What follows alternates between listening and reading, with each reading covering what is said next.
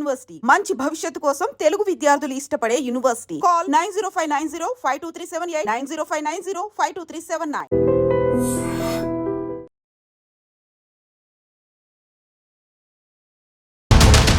అనకాపల్లి జిల్లా కోటవరట్ల మండలం కైలాసపట్నంలో జరిగిన భారీ ప్రమాదం తీవ్ర విషాదకరమని చెప్పొచ్చు.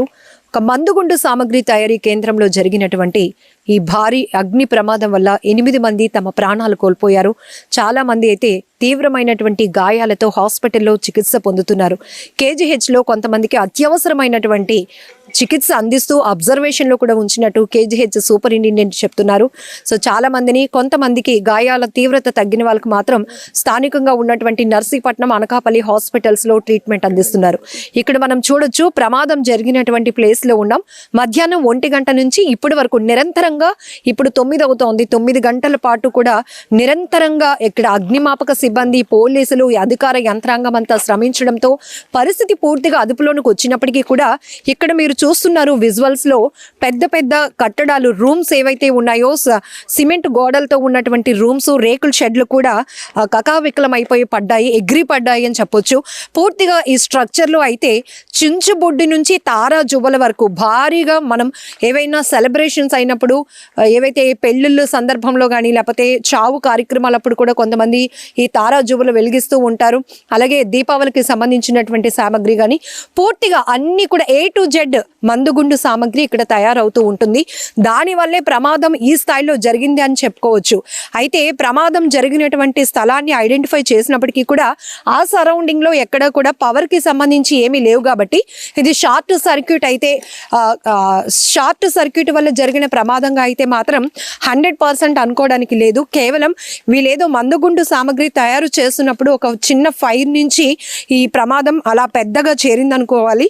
ఒక్కసారిగా భారీ శబ్దాలు రావడంతో ఇమీడియట్ గా సమాచారం అందుకున్నటువంటి అగ్నిమాపక సిబ్బంది, పోలీసులు ఘటనా స్థలానికి వచ్చినప్పటికీ కూడా ఇంకా పక్కన ఉన్నటువంటి రూమ్ లో కూడా అప్పటికే తయారు చేసి ఉన్నటువంటి మందుగుండు ఐటమ్స్ కి కూడా ఈ అగ్నికేలలు అంటుకోవడంతో ఇంకా ప్రమాద తీవ్రత పెరిగింది. దానివల్లే మొత్తం పూర్తిగా ఏ స్థాయిలో ఇక్కడ ఉందో చూడొచ్చు. ఐరన్ అయితే మెల్ట్ అయిపోయింది, ఆ రేకులు అయితే ఎగిరి పడ్డాయి, సిమెంట్ గోడలు కూడా ముక్కలు అయిపోయి సిమెంట్ పొడి రాలిన పరిస్థితులు ఇక్కడ కనబడుతున్నాయి.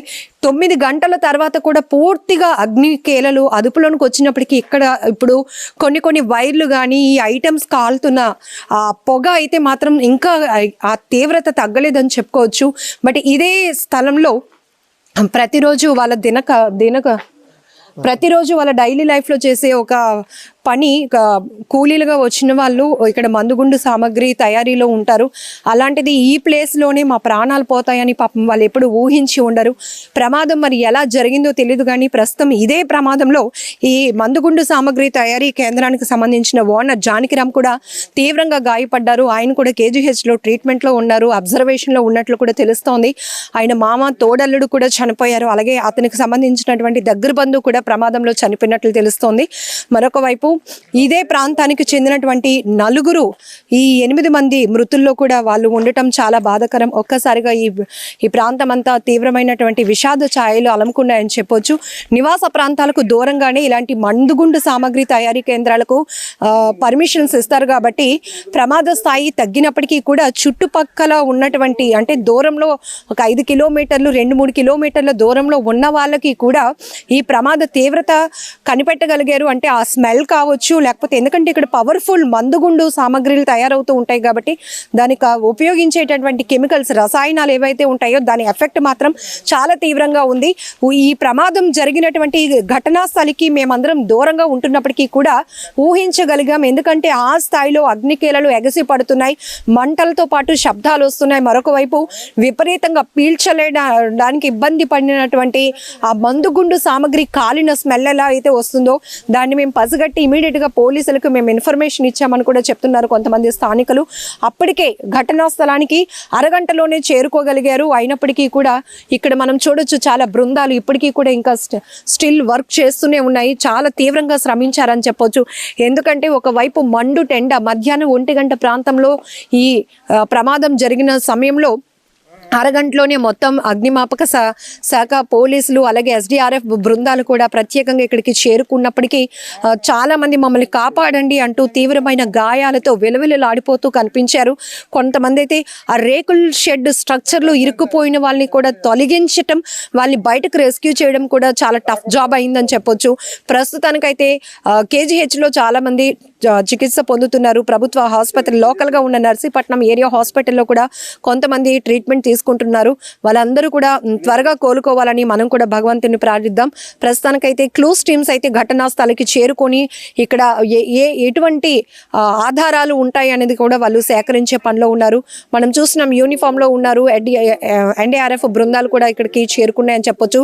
వీళ్ళంతా కూడా ఆంధ్రప్రదేశ్కి సంబంధించినటువంటి రెస్క్యూ టీమ్ మెంబర్స్ అనమాట. వాళ్ళు కూడా ఇక్కడికి చేరుకున్నారు. ఎందుకంటే ఇలాంటి విపత్తులు జరిగినప్పుడు ఖచ్చితంగా వాళ్ళ ప్రెజెన్స్ లేకపోతే కనుక చాలా వరకు ప్రాణ నష్టం ఎక్కువగా జరగడానికి అవకాశం ఉంటుంది. అలాంటిది ఇమీడియట్గా వాళ్ళు అలర్ట్ అవ్వడం వల్ల చాలా మందిని ప్రాణాలతో బయటికి రెస్క్యూ చేసి కాపాడగలిగారు. ఈరోజు కొంతమందైనా ట్రీట్మెంట్లో ఉండగలిగారు అంటే ఇమీడియట్గా ఇక్కడ వాళ్ళందరూ కూడా టీం వర్క్గా స్పందించినటువంటి ఆ తీరు కూడా ప్రతి ఒక్కరూ ప్రశంసించి తీరాల్సిందే. ఎందుకంటే చాలా ప్రమాదాలు చూస్తూ ఉంటాం కానీ మందుగుండు సామగ్రి అంటే ఇక్కడే బాగా కెమికల్స్ ఉంటాయి. అలాంటి చోట ప్రమాదం, ఇదంతా ఓపెన్ ప్లేస్, అక్కడ కొండ చుట్టూ చెట్లు ఉన్నాయి.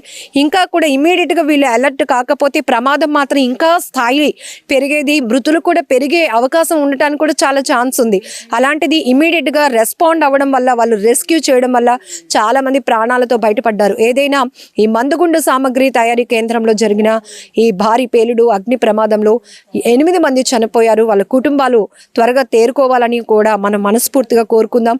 మిగతా వాళ్ళు ట్రీట్మెంట్లో ఎవరైతే అబ్జర్వేషన్లో ఉన్నారో, అత్యవసర ట్రీట్మెంట్ తీసుకుంటున్న వాళ్ళు కూడా త్వరగా కోలుకోవాలని ఆ దేవుణ్ణి ప్రార్థిద్దాం. అనకాపల్లి జిల్లా కోటవరట్ల మండలం కైలాసపట్నంలో జరిగినటువంటి మందుగుండు సామగ్రి తయారీ కేంద్రంలో జరిగిన భారీ ప్రమాదంలో ఇప్పటికే 8 మంది చనిపోయారు. చాలా మంది తీవ్రమైన గాయాలతో బయటపడ్డారు. అయితే ఇలాంటి భారీ అగ్ని ప్రమాదాలు జరిగినప్పుడు మనం మొదటగా బిగ్ థ్యాంక్స్ చెప్పాల్సింది అగ్నిమాపక సిబ్బందికి అలాగే పోలీసులకు. వీళ్ళ సేవలు ఎంత చెప్పినా కూడా చాలా తక్కువే అని చెప్పొచ్చు. అంత అగ్ని కేలలు ఎగసి పడుతున్నాయి. ఇంకొక వైపు తీవ్రమైనటువంటి ఎండ అయినప్పటికీ అక్కడ ఎవరైతే మమ్మల్ని కాపాడండి అంటూ వేస్తున్నటువంటి ఆ కేకలు మాత్రమే వీళ్ళకి వినిపిస్తాయి. మిగతా అక్కడ ఉన్నటువంటి ఎలాంటి సిచ్యువేషన్ అయినా ఎదురొడ్డి ఎంతో మంది ప్రాణాలను రక్షించడంలో అగ్నిమాపక శాఖ సిబ్బంది పనితీరును ప్రతి ఒక్కరూ ప్రశంసించి తీరాల్సిందే. ఈరోజు ఈ ప్రమాదంలో కూడా అది కూడా ఒక ఫ్యాక్టరీ కాదు, మందుగుండు సామగ్రి తయారు చేసే కేంద్రంలో ప్రమాదం అంటే అక్కడ ఏ స్థాయిలో రసాయనాలు ఉంటాయో మీ అందరికీ తెలుసు. ఆ పేలుడు ధాటికి ఒక్కసారిగా చుట్టుపక్కల గ్రామాలన్నీ ఉలిక్కి పడినటువంటి పరిస్థితి. ఇమీడియట్గా సమాచారం అందుకున్న వెంటనే ఫైర్ ఇంజన్స్తో ఇక్కడికి చేరుకున్నటువంటి నర్సీపట్నం అగ్నిమాపక శాఖకు సంబంధించిన స్టాఫ్ అంతా కూడా ఉన్నారు. వాళ్ళతో ఒక్కసారి మాట్లాడదాం. ఇక్కడ మనం ప్రత్యక్షంగా మంటలు అదుపులోనికి వచ్చినప్పుడు సంఘటనా స్థలానికి వెళ్ళి ఆ ఘటన చూసినప్పుడు ఒక సిచ్యువేషన్, కానీ ప్రమాదం మొదలైన దగ్గర నుంచి దాన్ని పూర్తి కంట్రోల్ చేసే వరకు కూడా వీళ్ళు ఎంతగా శ్రమిస్తారో ఒక్కసారి వాళ్ళ మాటల్లోనే విందాం. స్వామి గారు, ఇక్కడికి మీరు వచ్చినప్పటికీ సిచ్యువేషన్ ఎట్లా ఉందండి? మాకు కాలు 1 గంటకు వచ్చింది. కాలు వచ్చి ఇమ్మీడియట్గా వచ్చిన వెంటనే స్పాట్లోకి వచ్చాం. స్పాట్కి వచ్చిన తర్వాత ఇక్కడ పరిస్థితి చూసి నక్కపల్లి, యలమంచిలి అలాగే మా అధికారులు కూడా తెలియపరిచాం. వెంటనే వచ్చి స్పాట్లో పనిచేసి జరిగింది. 8 మంది చనిపోయారు. మిగతా కూడా మీ రాబడికి ఇంకా పేలుతున్నాయండి, ఇంకా పేలుతున్నాయి. కానీ మేము అలాగే వదిలేసుకొని పని చేసుకుని వాటర్ కొంత కూల్ చేసి అలాగే యలమంచిలి, నక్కపల్లి తెలియపరిచాం. మొత్తం పూర్తి కంట్రోల్ అయిపోయింది. మొత్తం ఎన్ని ఫైర్ ఇంజన్స్ వచ్చాయి? ఎంతమంది స్టాఫ్ ఓన్లీ అగ్నిమాపక శాఖ నుంచి పాల్గొన్నారు? అగ్నిమాపక శాఖ మూడు వెహికల్స్ వచ్చాయమ్మా. నర్సీపట్నం, యలమంచిలి, నక్కపల్లి. సుమారు మొత్తం 22 మంది వచ్చాము అందరమే. మా అధికారులు, మా డిఎఫ్ఓ గారు, ఆర్ఎఫ్ఓ గారు అలా మా స్టాఫ్ అంతా వచ్చి దగ్గర అన్ని పని చేసి అంత క్లియర్ చేసామమ్మా. మీకు ఎన్ని గంటలప్పుడు ఇన్ఫర్మేషన్ వచ్చింది? మీరు వచ్చినప్పటికీ ప్రమాద స్థాయి ఎలా ఉంది?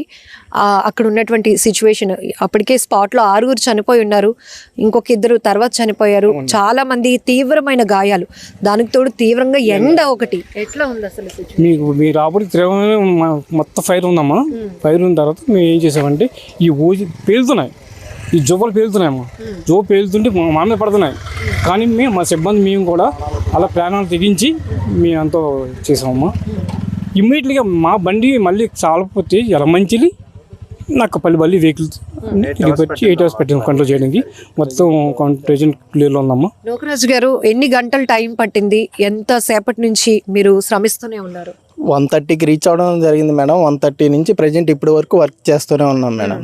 స్టిల్ ఇప్పుడు ఎంత అవుతుంది టైం? అంటే జనాలకి కూడా చెప్పాలి. 8 అవుతుంది. దాదాపు 8 hours నుంచి కంటిన్యూస్లీ నడుస్తాం ప్రాసెస్ అనేది. మీరు వచ్చినప్పటికీ సిచ్యువేషన్ ఎలా ఉందండి? అందులో చిక్కుకున్న వాళ్ళ పరిస్థితి ఏంటండి? అంటే చనిపోయిన వాళ్ళు అంటే ఇంకా అది పక్కన పెట్టొచ్చు, ఆ లోటు మనం ఎవరం పోడ్చలేం. కానీ ఆ ప్రాణాలు ఇంకా ప్రాణాలతో ఉండి మమ్మల్ని కాపాడే వాళ్ళు వస్తే బాగుండు అని ఎంతో ఆశతో, మరొక వైపు చాలా పెయిన్తో వెయిట్ చేసే వాళ్ళు ఉంటారు. వాళ్ళని చూసినప్పుడు ఫస్ట్ మీకు ఏమనిపిస్తుంది? ఇబ్బందుల్లో ఉన్న వాళ్ళు మొదటి మనం జంతువులు కానీ మనుషులు కానీ ముందు ప్రాణాలు రక్షిస్తాం మేడం.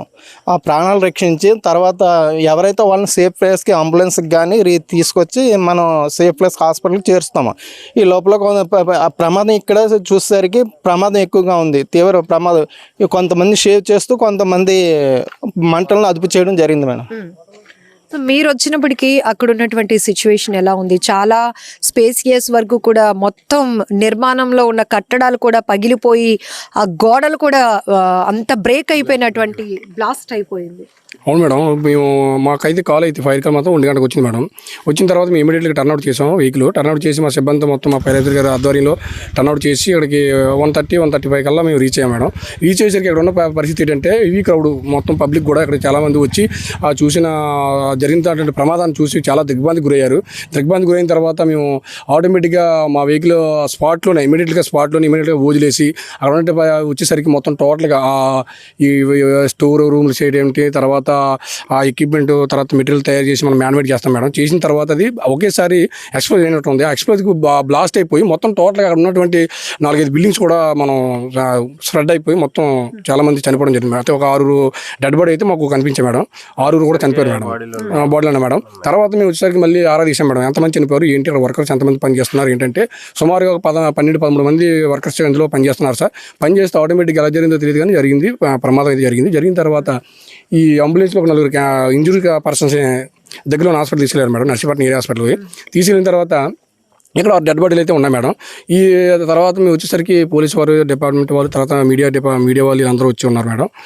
పరిస్థితిని అదుపులో తీసుకున్నాం మేడం. మేము తర్వాత మా ఐఆర్ ఆఫీసర్లకి ఫోన్ చేయడం, వాళ్ళు ఇమీడియట్గా వచ్చి స్పందించడం, తర్వాత మేము కూడా చాలా వరకు ఇంచుమించు 8 hours ఇప్పటి వరకు కూడా మేము స్టిల్ టైం వరకు కూడా చాలా కష్టపడ్డాం మేడం. మాతో పాటు మా పోలీస్ డిపార్ట్మెంట్ వారు సహకరించి మేము వాళ్ళు కూడా సమన్వయంతో పనిచేసి ఇంతవరకు కంట్రోల్ చేసాం మేడం. ఇప్పుడు వరకు కంట్రోల్ చేసాం. చాలా వరకు ఫార్మా కంపెనీస్లో కానీ, పరిశ్రమల్లో, కార్పొరేట్ హాస్పిటల్స్లో, లేకపోతే అపార్ట్మెంట్ కల్చర్లో షార్ట్ సర్క్యూట్ వల్ల ఇలా మనం కొన్ని ప్రమాదాలు చూస్తాం. కానీ ఇక్కడే పేలుడు సంబంధించినటువంటి సామగ్రి, దాంట్లో పెద్ద బ్లాస్ట్ జరిగింది. ఎలా ఉంది ఆ టైంలో? వెదర్ కండిషన్ ఒకటి చాలా హీట్గా ఉంది, ఎలా ఫేస్ చేయగలిగారు అసలు? అదే మేడం, ఒకటి మనకి వెదర్ కండిషన్ అనేది ఇప్పుడు ఎలాగ సమ్మర్ సీజన్ కాబట్టి ఆటోమేటిక్గా ఎండలు చాలా ఎక్కువగా ఉన్నాయి మేడం. అయితే మనం వచ్చేసరికి ఆటోమేటిక్గా మనం సిచ్యువేషన్ అయితే మనకి ఇక్కడికి వచ్చేసరికి తెలిసింది తప్పించి మనం ఎలా జరిగింది ఏంటంటే మన లోకల్ ఇక్కడ పనిచేసిన వాళ్ళు అడిగి తెలుసుకున్నాం మనం యాక్చువల్గా. అయితే ఒకటి మనకు ఆటోమేటిక్గా ఈ క్రాకర్స్ అనేది మ్యానుఫ్యాక్చరింగ్ చేసేటప్పుడు మాత్రం చాలా జాగ్రత్తలు తీసుకోవాలి మేడం, ప్రికాషన్స్ తీసుకుంటేనే మనం ఆటోమేటిక్ సేవ్ అవుతాం. ఆ పరిసర ప్రాంతాల్లో మనం ఏదైనా స్మోక్ చేసినా, లేదన్నా లైట్ ఆన్ చేసినా, ఏదైనా చేసినా ఇమీడియట్గా మనకి కరెంట్ షార్ట్ సర్క్యూట్ అయినా ఇమీడియట్గా అది మనం ఒకేసారి బ్లాస్ట్ అయ్యే అవకాశం, ఎక్స్ప్లోజ్ అవుతుంది. ఎందుకంటే ఆటోమేటిక్గా అది హానికరమైన రసాయన మెటీరియల్ కాబట్టి ఆటోమేటిక్గా అన్నీ ఉంటాయి కాబట్టి ఇమీడియట్ గా మనకి ఎఫెక్ట్ అవుతుంది, ఎక్కువ జరుగుతుంది అవకాశం ఉంటుంది మేడం ఎక్కువగా. నిజంగా గ్రేట్ జాబ్ అండి. ఎందుకంటే ప్రమాద స్థాయి చాలా తీవ్రంగా ఉంది. అలాంటి టైంలో కూడా రెస్క్యూ చేసి చాలా మంది ప్రాణాలు కాపాడారు. ఇప్పుడు వీళ్ళందరితో మనం మాట్లాడించినప్పుడు కూడా ముందుగా ప్రజల ప్రాణాలు కాపాడడం విషయంలో మాత్రం మేము ఎప్పుడు నిరంతరంగా శ్రమిస్తూనే ఉంటాం. ఈరోజు కోటవరట్లలో జరిగినటువంటి ఈ భారీ ప్రమాదంలో కూడా 8 గంటల పాటు నిరంతరంగా శ్రమిస్తే గానీ పరిస్థితిని ఇప్పుడు అదుపులోనికి తీసుకొచ్చినటువంటి పరిస్థితి. ఇప్పుడు రాత్రి 8 గంటలు అవుతోంది. మధ్యాహ్నం 1 గంట నుంచి కూడా కంటిన్యూస్లీ మేము అలా వర్క్ చేస్తూనే ఉన్నాం. అలాగే పోలీసులు కూడా వాళ్ళ సేవలు కూడా చాలా ఇంపార్టెంట్. ఇక్కడ అధికార యంత్రాంగం అంతా కూడా అలర్ట్ కావటంతో ప్రమాద స్థాయి తగ్గించలేకపోయినప్పటికీ కూడా మృతుల సంఖ్య 8కి చేరింది. మిగతా వాళ్ళకి మాత్రం కేజీహెచ్లో అత్యవసర విభాగంలో వాళ్ళకి అత్యవసరమైన ట్రీట్మెంట్ అందిస్తున్నారు. ఇప్పటికీ కూడా కొన్ని అవర్స్ పాటు అబ్జర్వేషన్లో ఉంచినట్లు కూడా కేజీహెచ్ సూపరింటెండెంట్ చెప్తున్నారు. ఏమైనా ప్రస్తుతం చికిత్సలో ఉన్న వాళ్ళందరూ కూడా త్వరగా కోలుకోవాలని మనం అందరం కోరుకుందాం. పాపం ఇది ఆల్రెడీ ఇక్కడ వర్క్ చేస్తున్న వాళ్ళు ఎవరిదో క్యాప్ పౌచ్లు అన్నీ ఎగిరిపడ్డాయి. ఇందులో కూడా చాలా సామాన్లు ఉన్నాయి. బైబిల్ చూడొచ్చు. ఇవన్నీ కూడా మనం చాలా ఐటమ్స్ కూడా పాపం కొంతమంది అయితే ఇక్కడే మందులు వేసుకునే వాళ్ళు కూడా ఉంటారు. అలాంటి వాళ్ళు మెడిసిన్స్ కూడా ఇక్కడ మనకు కనపడుతున్నాయి. చాలా ఎండ్ ఉంటుంది కాబట్టి ఇక్కడ చిన్న మినీ ఫ్యాన్ కూడా మనం చూడొచ్చు. అండ్ వాటర్ బాటిల్స్ వాళ్ళు డ్రింకింగ్కి ఉపయోగించడానికి వాటర్ టిన్స్తో తీసుకొచ్చి పాపం వాటర్ బాటిల్స్ టిన్స్ కూడా మనం చూడొచ్చు. ఇక్కడికి వచ్చిన తర్వాత ఇవన్నీ చూస్తుంటే చాలా గుండెలు వణుకుపోతున్నాయి. పాపం ఇంకా ప్రమాదంలో పిల్లలు ఎవరు లేకపోవడం చాలా లక్కీ అని చెప్పొచ్చు. ఎందుకంటే కొన్ని చోట్ల అయితే ఇక్కడ పనిచేసేటటువంటి కార్మికుల్లో పిల్లలు కూడా ఉంటే కూడా వాళ్ళ ఇంటి దగ్గర ఎవరు చూసే వాళ్ళు ఉండక తీసుకొచ్చి ఇక్కడే పనిచేసే వాళ్ళని కూడా చూస్తూ ఉంటాం. అక్కడ చూడండి ఆ పై దూలానికి ఒక శారీ కూడా హ్యాంగ్ చేసింది. ఆ పక్కన చిన్న ఫ్యాన్ కాస్త ఆ వేడికి మెల్ట్ అయిపోయి వంగిపోయింది. ఇవన్నీ కూడా పాపం ఇక్కడ ఉండడానికి అనుకుంటా అదొక టిఫిన్ బాక్స్ కూడా మనం చూడొచ్చు. పాపం ఏవో తినడానికో దేనికో వాళ్ళు తెచ్చి ఉంటాయి. అలాంటివి కూడా పూర్తిగా కాలిపోయినటువంటి పరిస్థితి. ఇది కాట్ కాసేపు రెస్ట్ తీసుకోవడానికో ఏదో అనుకుంటా పూర్తిగా అది మెల్ట్ అయిపోయింది, వంగిపోయింది. ఈ రేకులన్నీ కూడా కరిగిపోయినట్టు అయిపోయాయి. ఎక్స్పర్ట్ లైటింగ్ కోసం ఉపయోగించినటువంటి సామాగ్రి కానీ పూర్తిగా మనుషులు ప్రాణాలే ఎగిరిపడ్డారు. మనుషులు అంటే ఇక ప్రమాదం ఎలా జరిగిందో కూడా మనం ఊహించుకోవడానికి చాలా భయం వేస్తోంది. మరి ఎలాంటి సేఫ్టీ ప్రికాషన్స్ ఇక్కడ ఉన్నాయే లేవి అనేది పూర్తిగా ఇన్వెస్టిగేషన్లో తేలాల్సినటువంటి అంశం. అయితే ఊరికి చాలా చివారన ఉంది కాబట్టి కొండవాళ్ళు ప్రాంతానికి ఆనుకొని ఉండడం వల్ల కాస్త ప్రమాద తీవ్రత అయితే తగ్గింది. ఇవన్నీ చూడొచ్చు. అక్కడెక్కడి నుంచో పూర్తిగా ఇవన్నీ కూడా రేకులు ఇలా ఎగిరిపడ్డాయన్నమాట. కోటవరట్ల మండలం కైలాసపురం గ్రామం పరిధిలో ఉన్న శ్రీ విజయలక్ష్మి గణేష్ ఫైర్ వర్క్స్ అని చెప్పేసి ఇక్కడ 2012 నుంచి కూడా ఒక క్రాకర్స్ మ్యానుఫ్యాక్చరింగ్ యూనిట్ ఒకటి నడుస్తుంది. దీంట్లో రీసెంట్గా 2021 నుంచి 2026 వరకు కూడా దీనికి పర్మిషన్స్ అవన్నీ కూడా ఉన్నాయి. ఈరోజు అరౌండ్ 12:45 సమయంలోన ఒక ఈ సంఘటన జరిగింది. ఈ ఫైర్ మ్యానుఫ్యాక్చరింగ్ యూనిట్ దగ్గర బ్లాస్టింగ్ జరగడంతో టోటల్గా ఒక 8 మెంబర్స్ వరకు చనిపోవడం, ఇంకొక 8 మెంబర్స్ వరకు గాయపడి కేజీహెచ్ను నర్సీపట్నం హాస్పిటల్లో ఉండడం అనేది జరిగింది. దీని మీద దర్యాప్తు అంతా కూడా కొనసాగుతుంది. ఫోరెన్సిక్ సైన్స్ వాళ్ళు, తర్వాత క్లూస్ టీమ్ వాళ్ళు ఇలాగంతా కూడా వచ్చి సరైన ఆధారాన్ని కూడా కలెక్ట్ చేస్తున్నారు. 8 మంది 8 మెంబర్స్ చనిపోయారు, ఇంకా 8 మెంబర్స్ హాస్పిటల్లో ఉన్నారు.